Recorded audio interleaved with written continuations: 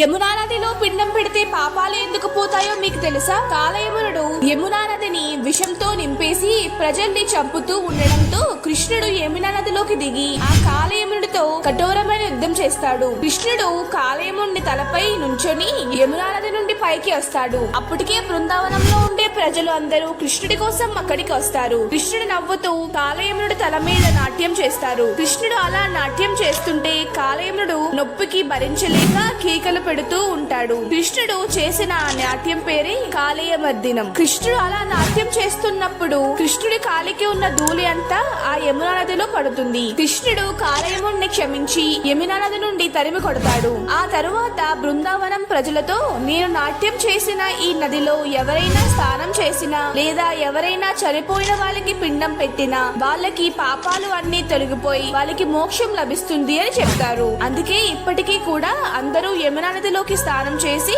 వాళ్ళ పాపాలను పోగొట్టుకుంటారు. అలాగే చనిపోయిన వాళ్ళకి కూడా పిండం పెట్టి వాళ్ళ పాపాలను తొలగిస్తారు. మీకు కృష్ణుడు అంటే ఇష్టం ఉంటే జై కృష్ణ అని కామెంట్ చేసి సబ్స్క్రైబ్ చేసుకోండి.